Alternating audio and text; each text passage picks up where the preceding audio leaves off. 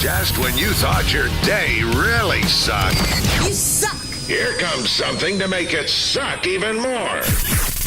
It's a Lamont and Tonelli podcast. Let's get into it. Look at this. Sully even has the theme song ready for us. Sully. Nice job. In living color. Used to watch this show all the time, man. Keenen Ivory Wayans is in the studio. This is really a treat. Keenen Ivory Wayans playing at Tommy T's this weekend, tonight, tomorrow, even on Sunday. How you doing, Keenen? I'm good. How y'all doing? Doing great. All right. You're the only brother we've never had in the studio before. I know. They all told me if I came up here, I had to come check you guys out. All right, I'm glad they did. How you doing? I'm doing good. I had to meet this brother right here. So, So wait, you've heard all about Sully already. yeah, this the guy y'all wrapped in bubble wrap and dropped out of a helicopter. That's the one. That's the one. Tested airbags, but we didn't have airbags in the car. I can see the result right here. Now, if you can think of any more tortures for us, as a matter of fact, last week we had him bent over, and if he got a trivia question wrong, we had elastic bands, and what do we call it? The brown-eyed bee sting. Yeah. Oh my goodness. Oh my goodness.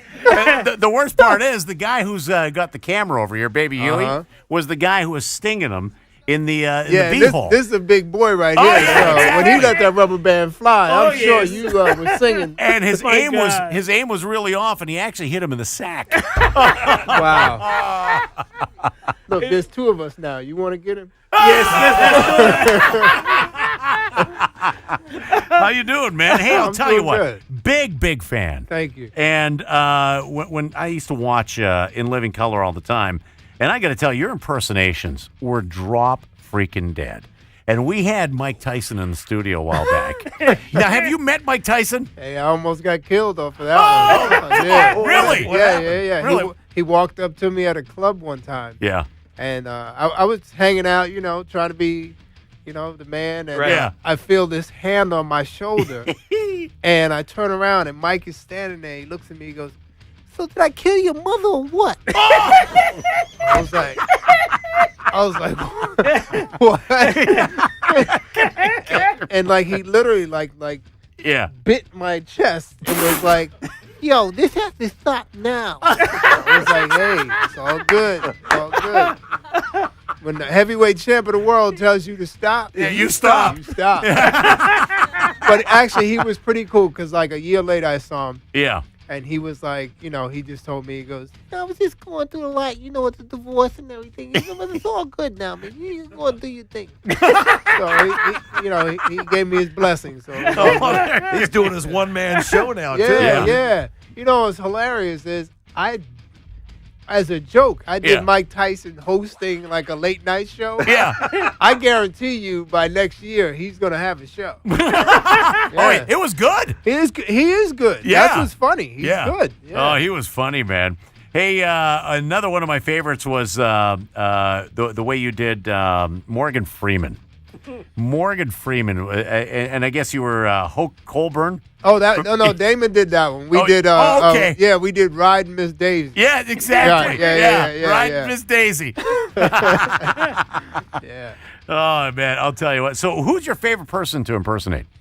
Well, what's funny is I wasn't an impersonator. None of us. The only person who was really an impersonator on the show was Jim Carrey. Yeah. What a lot of people didn't know is before Jim did stand-up, he was like this incredible impressionist. He was working in Vegas and everything. He just hated doing it. Had no idea. Yeah, and he just said, I'm not going to do it anymore. He started doing stand-up, and then In Living Color came along. But none of us had ever done impressions before. So, to answer that question, I love doing Arsenio because I knew Arsenio. Okay, yeah. So it was easy for me because he was one of my good friends. Yeah. So he hated me afterwards, but, but I knew all the things, about him, so I could do that. But I would say I'm much more of a mimic than I am an impersonator. Yeah. So with Arsenio Hall, now, did you watch him on when he was on the Trump show? Yeah, on I did. Apprentice? I did. Yeah, I'm glad he won. Yeah. But that was the first time I ever saw him cry. Yeah, I know. He's not a good crier. That wasn't attractive Now, at let all. me ask you, what would make you cry? Well, Yeah, you exactly. know, his story was very heartfelt. So I really understood because he was talking about somebody close to him, you know. Yeah. So I get that part. It's not like he was crying because he got fired. That would have really been bad. Yeah. So now the guy sitting across from you, Lamont over here, he is the biggest J-Lo fan. Love J-Lo. in the world. Love freaking J-Lo. As you should. And Is she got her as hot start in on person? Living Color. Yes, she is. Yeah. Now, do you see her very often anymore? Or? No, you know, she's off doing world tours and Yeah. albums and movies. Does she so- remember you? Does she know your name? She does. At least she remembers my Does she name. acknowledge you? Because She does. No, because we had Robert Schimmel, who's a very good friend of ours, and he said, and he kind of turned these guys off of J-Lo. Now, myself, I think with the other head. So I'm thinking she's still freaking hot. I'd let her get away with this. But he apparently he had lunch with her every day because he was one of the writers for the show. Right. And he ran into her once and said, "Hey, J-Lo, it's me, Robert Schimmel. Do I know you?" Yeah.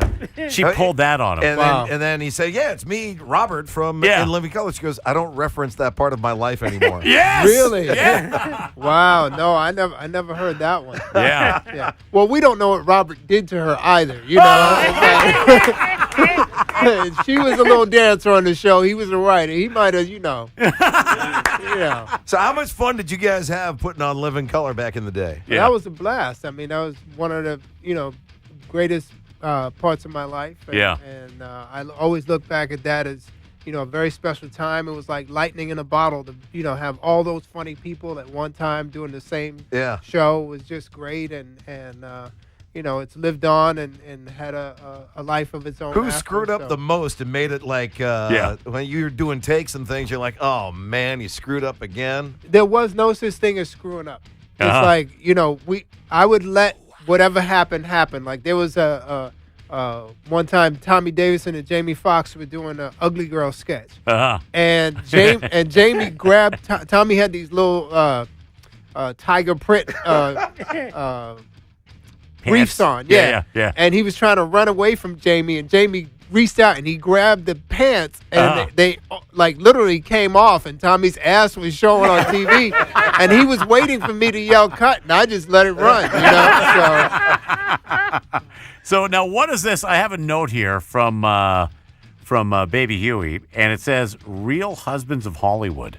Oh, yeah, that's the Kevin Hart show. Yeah. Are you on the show? No. I did a little guest appearance on there, and it was really, really fun. That was it's like when I did that, it reminded me of In Living Color because their set was the same way. They just go all out, and it was just, really fun people, and I had a really good time doing it. Yeah. Well, I'll tell you what, we look forward to seeing you at Tommy T's tonight, tomorrow, and on Sunday. Thanks for coming in here, man. All right. Appreciate you guys having me. Keenen, Ivory, Wayans. Another fine product from Uranus. That concludes the Lamont and Tonelli podcast. To hear more and everything Lamont and Tonelli, check out the website at lntworld.com.